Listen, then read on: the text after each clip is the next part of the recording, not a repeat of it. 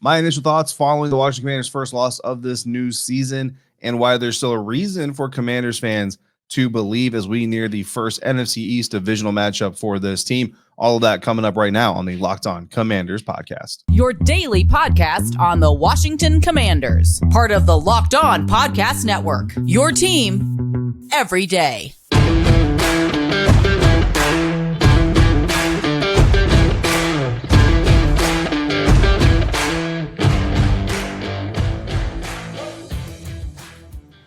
Welcome in, Commanders fans, to the Locked On Commanders podcast, part of the Locked On Podcast Network. Your team every day. We are your daily podcast covering the Washington Commanders, free and available on all platforms, including YouTube and the WUSA 9 Plus app. Just download the WUSA 9 Plus app from your Roku or Amazon Fire Stick. No matter how you're joining us, we thank you for making this your first listen or your first view of the day. I am David Harrison, writer for Commanders Country on Sports Illustrated's Fan Nation, covering your Washington Commanders, credentialed member of the media. Not in Detroit. I was actually in New Orleans with my Bucks game day assignment, my other part of my Sports Illustrated Fan Nation duties. So this is the first time we're talking following the Washington Commanders' loss to the Detroit Lions, an unfortunate loss, not the way that anybody wanted it to go, especially you guys, and I promise you, especially the team as well. But it is what it is. Today's episode is brought to you by Prize Picks. Prize Picks, daily fantasy made easy. Pick 2 to 5 players. If they score more or less in their Prize Picks projection, you can win up to 10 times your money on your entry. First-time users can receive a 100% instant deposit match up to $100 with the promo code Locked On. That's prizepicks.com. Use the promo code Locked On. Again, thank you for making this your first listener review of the day, guys. Following Sunday's loss to the Detroit Lions, a lot of people are calling for the job of defensive coordinator Jack Del Rio. Very, very quickly, this whole environment around the Commanders franchise went from hopeful and excited and everything. And honestly, I'll be honest, I felt kind of the excited energy around the fan base during the offseason, training camp, stuff like that. Obviously, there was a moment during the preseason where things weren't going all that well. And then Jacksonville really kind of turned things up a little bit. I was really hoping you guys would get a win from this team in Detroit to come back home to FedEx Field this coming weekend. Where we will be on hand to watch this team's first NFC East divisional matchup as the Philadelphia Eagles come in. I am sure that Chris is going to get into Jack Del Rio, or he may have already. To be full disclosure, I have not listened to Chris's postgame reaction episode because I don't want any of Chris's thoughts blending in with mine and skewing what I have to say to you guys. So I want to make sure that my thoughts are coming to you, purely my thoughts, nobody else's influence. So that's what you're getting here. So Chris hasn't already talked about Jack. I'm sure he's going to talk about Jack because you guys are talking about Jack Del Rio a lot. And I don't want Chris to be the only one putting himself out there with his thoughts on Jack Del Rio. So here are my thoughts on Jack Del Rio. First and foremost, no, I don't think the Washington Commanders should fire him. And I know it's going to surprise a lot of you. A lot of you are not going to agree, but listen to the reasoning behind it all. Now, do I like the way the defense played against the Detroit Lions? No, of course not. Absolutely not. Nobody likes the way that the Washington Commanders defense played against the Detroit Lions. There were spurts here and there. There were plays here and there. Absolutely. But overall, generally speaking, it was just not indicative of what this team wants to put on the field. But if you fire Jack Del Rio, right, I kind of look at it like we talk about like late preseason players in training camp, like we talked about those with linebackers. A lot of people wanted this team to go out there and find a new starting linebacker. I mean, Roquan Smith was probably the closest thing you could even get to that, and the trade compensation you would have had to give to Chicago if that were to ever go down would have been enormous and ridiculous and probably not worth it. But the bottom line is, at the end of August, early September, there are no starting quarterbacks. There's no starting caliber linebackers just walking around looking for a job. Well, mid to late September, guys, there's no NFL defensive coordinators just walking around looking for a job. Like, those guys all have jobs for a reason. And yeah, you could turn into the staff. You know what I mean? Chris Harris is a guy who's interviewed for defense coordinator jobs before and all those things. And certainly he could potentially be an interim defensive coordinator for this team, but he can't come in and just become an interim defense coordinator. It's okay, guys, we're just going to completely flip the script on everything that we're doing. He is a coach on this coaching staff. Like, he has a role and an influence in the secondary, obviously, with his position on this coaching staff. So I kind of lean back to what Ron Rivera said. If you're going to blame anybody, blame everybody, right? Some players are out of positions, coaches aren't making the right decisions, all these things. But by and large, it's a team sport. It's a team product. This team needs to either go down with each other or not at all. Hopefully just turn things around and just start winning, right? So firing Jack Del Rio 2 weeks into the season really honestly doesn't make sense because a lot of people just on top of just that basic compound, like you're not getting a different like this defense is going to run the same scheme, they're going to run the same plays, run the same calls because you just can't possibly, I don't care who you bring in, you can't install a brand new defense and still expect to have a chance to push for a playoff spot. It's just not going to be possible. But beyond that, right, we'll also talk about the fact that we're in week 2. It was ugly, you know what I mean? But we're in week 2. Let's give it a little bit of time. Even if you're going to make a mid-season, because, mid-season replacements, firings do happen. And I will stand by my reasoning. But, if you get into like week 13, 14 and things are really out of hand, then okay, fine. I see why, you kind of get a head start on just rinsing the bad taste out of your mouth and get started with the new. But Ron Rivera talked about some team deficiencies on Monday as well and said some things that got some of you guys going. So I wanted to also talk about that here in the first segment. And here are a couple quotes. It's not all the quotes, but here's a couple. So one of them, quote, well, we probably a little bit of the biggest problem, more so than anything else, was just too many explosive plays. This is what Rivera said, talking about what happened in Detroit.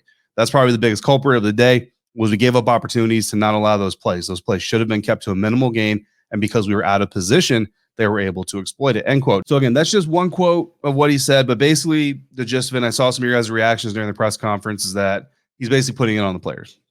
And I want to go back to post-game, right, where Ron Rivera said, again, I've already kind of referenced it, if you're going to blame one person, you have to blame everybody. We're all responsible for this. So I don't think Ron is trying to put it on one person or, 3 people or what have you. I think Ron is just trying to answer these questions as honestly as possible. So if that's kind of the angle you went with it, I would just say, look at the entire body of work, right? Don't take one singular comment and say, well, this is what Ron believes. Take all the comments that Ron has given over the years and even just this weekend or coming into the week and then put those together. And if you listen to what Ron is saying, he's saying that it's a group product, coaches and players alike, but players do have to execute their schemes. But he's also said that coaches have to put the players in the position to be successful. So he's saying all the right things. You just got to take it in totality.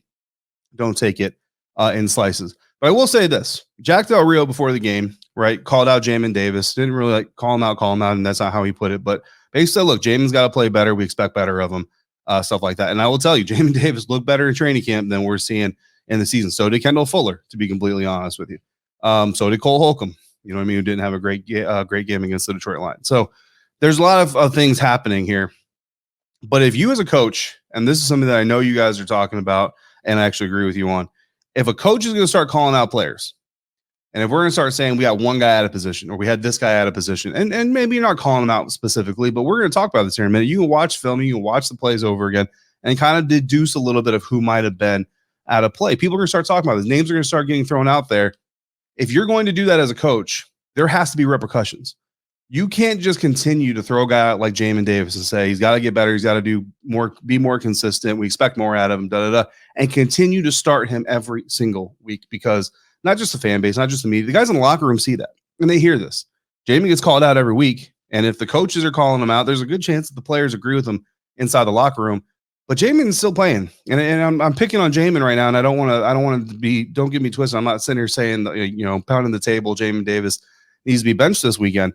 But what I'm saying is that as the coaching staff, if this continues to be a trend where we're going to continue identifying, well, there was a player out of position, there was a guy not doing their job, or Jamin needs to get better, or what have you, there eventually has to be a repercussion as a leader, as a coach on this team. You can't just continue to let a guy or a couple of guys who are going to continue to be out of position and cause problems for this team to continue to go out there and do so, call them out publicly, but then do nothing within the organization. And that's my opinion on it. So that's my opinion on Jack. It's my opinion on whether or not Ron. I don't think Ron's putting it all on the players, but I think he's starting to be a little bit more honest on, look, we had a guy out of position on this specific play. He talked about some specific plays, and there's a guy out of position here. There's a guy who didn't contain there. And again, he's not saying their names, but you go back and watch it, you can deduce who he's talking about. So that's just my opinion. If you're going to start doing that, then you have to start doing things internally as well to hold them accountable and either remove them from the field or get them right, motivate them in another way to get them right. So those are my thoughts on Jack Del Rio. Those are my thoughts on whether or not Ron Rivera is putting everything on the players. Agree with them or don't agree with them. Always happy to listen to respectable discourse as it comes through. So speaking of respectable discourse, rental car companies been around forever. They know the business. They know how to run it. They've been doing it forever. But you know what? sometimes a new guy comes into the area, new guy comes into the business and kind of changes things a little bit. And that's what Turo is doing. Turo is the world's largest car sharing marketplace. This isn't a rental car company. With Turo, you can book any car you want, wherever you want, from a community of local hosts. Browse a huge selection of vehicles for just about any occasion or budget across the US, Canada, or the UK. Book a spacious SUV or minivan for a family road trip. Get a classic or a luxury car for a special event, birthday, or holiday. Find affordable economy cars if you're on the budget and just need to get from A to B. Test drive that new electric vehicle you've had your eye on to see how it fits in your everyday life. Many Turo hosts can even deliver that car right to you. Every trip is backed by liability insurance. Terms and conditions and exclusions do apply. Ditch boring rental cars and find your drive at Turo.com. Thanks again, Commanders fans, for making us first listener, your first view every single day. What do we need Washington to sustain, and what do we need them to improve before this next game against Philadelphia Eagles? We're going to dive into that here in just a moment. But first, we're going to hear from our guy, LP, out in New Jersey. My boys, Rooster and David. How you doing? It's LP in New Jersey. Much different phone call than I thought I would make about an hour ago. That's why I didn't make it immediately. You know, this loss was, and I'm sure you're going to hear a lot of, sadness and negativity calls. This loss was kind of personal in a way for me. I'll try to make it quick. I know you got a lot of stuff going on. Here's why it was more personal than normal. My boys, I got two boys, and, we live in New Jersey. I've never taken them to a game. Taken them to a Giants Redskins game, but never, to the stadium. They were young and, they're not huge sports guys. They're coming into this kind of slowly, especially since we stink. But we're going next week. We're going to the Philly game. So I really kind of wanted to win so that the place would be just insane and they would kind of really fall in love with that whole atmosphere and everybody going nuts. And so I'm still hoping that happens. So that was the personal part of this, and I'm disappointed. But here's the thing I didn't expect to say.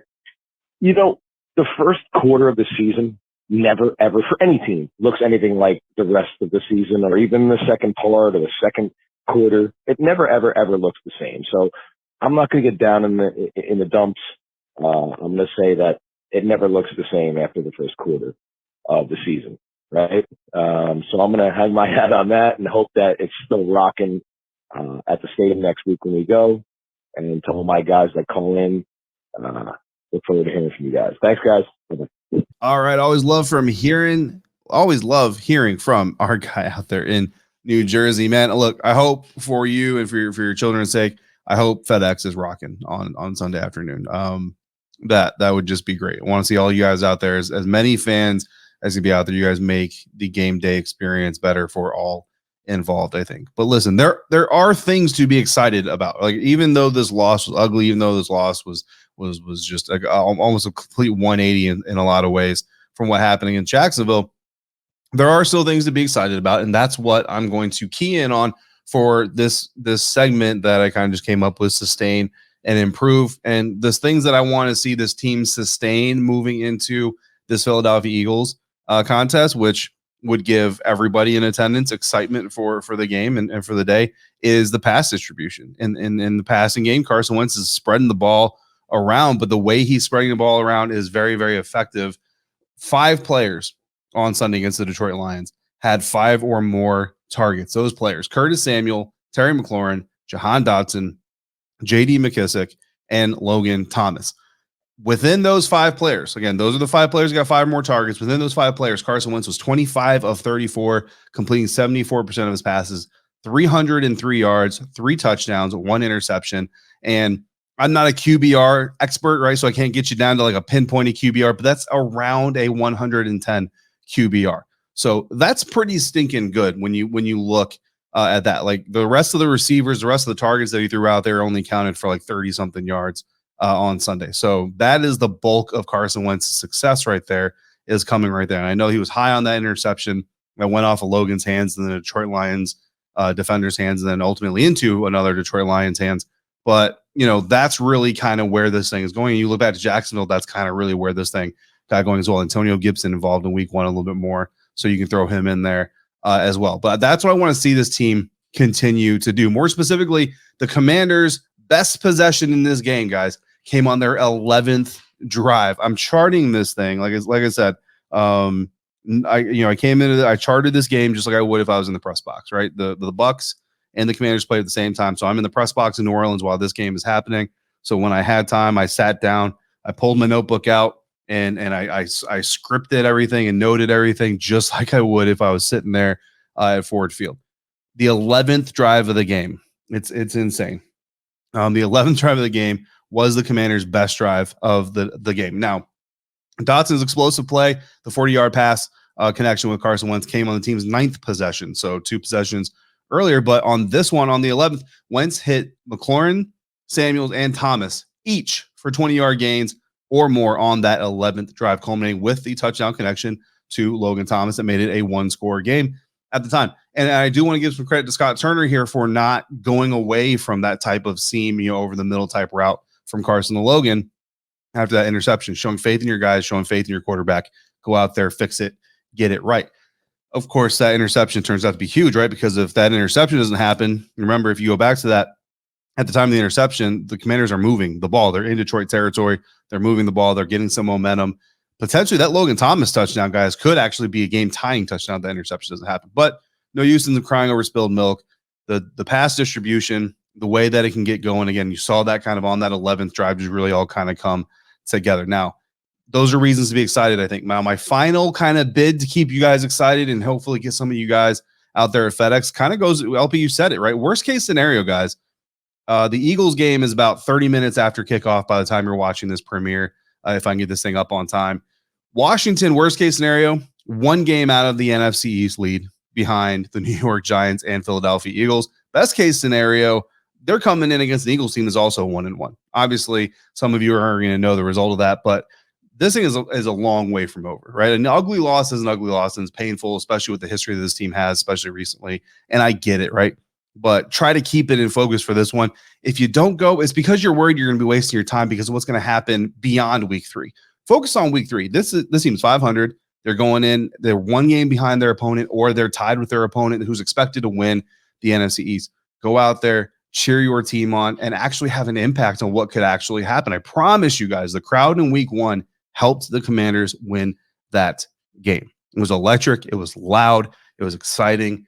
I promise you that crowd had an impact on winning that game. So kind of like I'm like doing like a voting pitch here, right? Go rock the FedEx. I like rock the vote, right? Trust me, you guys have an impact. So if you're thinking about going, stop thinking, do it, get out there. Even if they lose, you're going to give them the best chance you can possibly give them of winning by having that home field advantage. Of course, there's plenty to improve on as well. So we're going to get to that too. My top item on the list of improves ties in with what Bill in Arkansas has to say as well. Hey, Chris, David. This is Bill, Arkansas. First, I'd like to say, man, it's just a terrible, terrible, terrible game. Just god-awful defense. I mean, I actually think that the defense has gotten worse. I mean, the secondary is just atrocious, man. I mean, that makes absolutely no sense. They couldn't cover a pillow with a parachute, man. I mean, that is sad. And as far as much slack, I mean, with the linebackers, as much with everybody was on Jamin Davis's case, man, Cole Holcomb didn't look. He played like garbage himself, man. I mean, he looked horrible out there, man. He looked completely lost, man. I mean, so we gotta, kind of expect more from him too. I mean, Jesus. But just all in all, this defense was just terrible. I mean, they went up and down the field on us at will, man, and I just don't know what to say. I really don't look. People saying that there's going to be a team was going to be, things were going to be different and all that. I don't think so, man. I really not with that type of defense because I just don't see it happening. Anyway, that's all I want to say, man. I guess I'm just feeling down and out right now. Jesus, man. Come on, guys. You got to do better. How can you go home to your family knowing that you're playing, leaving, and performing like that, man? I just don't know, man. I hope things can get better, but I don't know. Anyway, that's all I got to say. You guys have a great one. Peace. All right, Bill. I feel the frustration in your voice. I really do. And I appreciate you guys calling in. I appreciate you sticking with us through it all. I promise we're going to be here with you through it all as well. And when this team is winning, we're going to be here with you to help you guys celebrate it. In the meantime, if you're looking for a way to get a win, while the Washington Commanders are figuring out how to get their win. Let me turn you on to our friends at Prize Picks. I love Prize Picks. I love the app. It's a lot of fun. I love daily fantasy. I'm not the greatest at it, to be honest with you, but I love what they're doing over at Prize Picks. It's very simple. You pick 2 to 5 players. You project whether or not they're going to surpass their projection or come under the projection. So, for example, you got a quarterback. They project 222 and a half yards. If you're like, that quarterback's going to throw way over that, you hit the more. If you think they're going to go under it, you hit the less. If that player hits their more or less than that projection that you selected, you win. Pick at least 2 players, up to 5 players. The more players you pick, the more you get right, the more you win. You can get up to 10 times your money on any entry. No competing against other people. It's just you versus the projections. And you know what? If you don't like to do your fantasy work in your NFL, you don't want to mix the fanhood with the money and all that. They've got NBA, Major League Baseball, hockey, PGA, college football, college basketball, soccer, WNBA, disc golf, European basketball, cricket. They've got all kinds of stuff, guys. Safe and fast withdrawals when you do make some money. Currently operational over 30 states and Canada.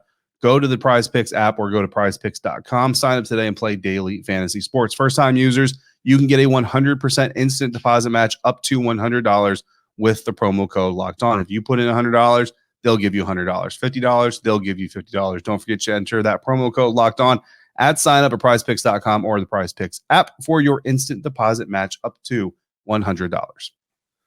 All right, guys, back now for our final segment of the Locked On Commanders podcast. Coming off of Bill's voicemail, leading into my improvement area, explosive defense. I'm actually going to agree with Commanders head coach Ron Rivera here. If you go back into that press conference, talk about the explosive plays, right? He mentioned that the Detroit Lions had 6 explosive plays. I actually counted 9, right? So let's break them down. First, Goff took to Amon-Ra St. Brown for 49 yards to the Washington 24.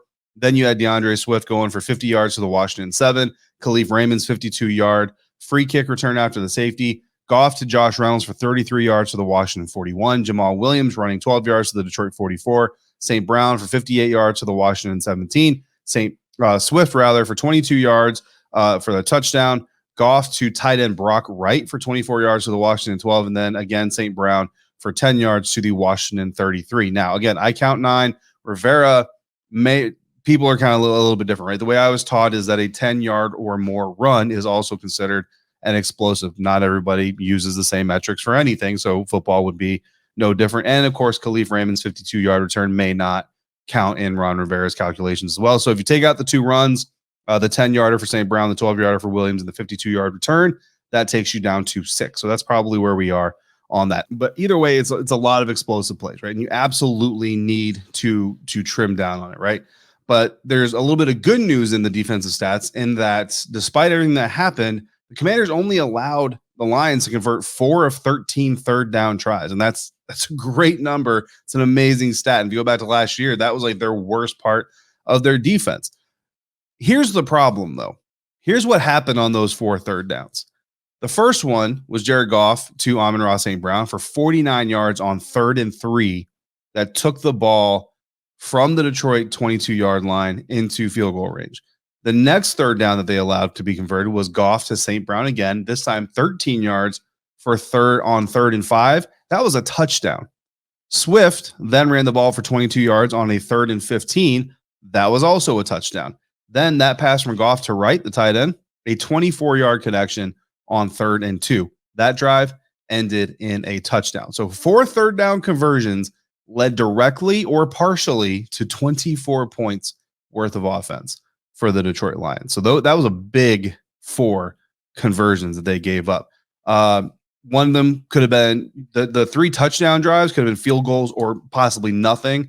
The field goal could have been nothing at all. That team could have been getting off of the field. Going even further into that, the Lions scored just 3 points when the Commanders defense prevented a third down conversion on a drive. 7 points came on a drive where the Lions simply didn't have to face a third down. Still, that's only 10 points. That drive that they had no third downs that they even faced was the one that gave them the 22-0 first half lead. So that's where you need to see them improve. The explosive defense, I agree with Ron Rivera 100%. That's the biggest part of this whole thing. So we're going to wrap up today's episode with some news and notes, beginning with roster moves. Washington did release defensive tackle Donovan Jeter, who would come in after the injury to Fedarian Mathis. They claimed John Ridgeway, who was waived by the Dallas Cowboys. Coach Rivera also told us on Monday during the press conference. The starting center, Chase Roulier, is headed to the IR for a short period of time with the knee injuries. And he's going to miss at least 4 weeks. But the good news is it doesn't look related to the injury that he battled back from just this last training camp. In the meantime, Wes Schweitzer is identified as the stand-in center for Ron Rivera's squad. Wes Martin is the primary backup, while Sadiq Charles will serve as the emergency center. Hitting PFF grades. I'm not going to hit them all because I know Chris likes to dive into them as well. But some quick notes here. Left tackle Charles Leno Jr. came away as the highest offensive graded player for the Commanders in their loss to the Lions, while Cam Sims ended up with the lowest grade. Interesting to see, not the grade specifically, but how this play impacts the status of De'Ami Brown, who just got 1 offensive snap on Sunday against the Lions. On defense, Benjamin St. Juste had the best grade of any defender who played more than 16 snaps, and safety Bobby McCain was the worst. Derek Forrest came away with a 44 overall grade after hitting the 90s in week 1. So, like the Washington Commanders as a totality and a holistic view, a fall from grace. But you guys continue to stick through it. That's why you're one of the most loyal fan bases, if not the most loyal fan base in the National Football League. I appreciate you guys for what you go through, for how loyal you are to the team. And again, hope to see you out there at FedEx Field if you're available, if you have the time and the resources to get there. Hope you're there, because I promise you it does make an impact. Thanks again for making the Locked On Commanders podcast your first listen or review of the day. You guys make an impact on Chris and I every day, and we greatly appreciate you, especially people like LP and Bill who called in with their voicemails. Now, make your second listen, the Peacock and Williamson NFL show. Brian Peacock and former NFL scout Matt Williamson give you the expert NFL analysis in less than 30 minutes. It's free and available wherever you get podcasts. We will be back. Chris will be back tomorrow. He will also be back on Thursday because he's taking over crossover duties for me this week. So the next time I speak to you will be Friday as we give our final look at the NFC East division rival matchup, Washington Commanders versus the Philadelphia Eagles. In the meantime, if you got questions or topics or something you want to discuss, send them in to lockedonwashingtoncommanders@gmail.com or call in to 301-615-3577. For Chris Russell of the Russell and Medhurst Show on the Team 980, I'm David Harrison of SI.com's Fan Nation Commander Country. Thanks for joining us. If you're out and about, please be safe, be kind to one another, and thank you for joining me right here on the Locked On Commanders podcast.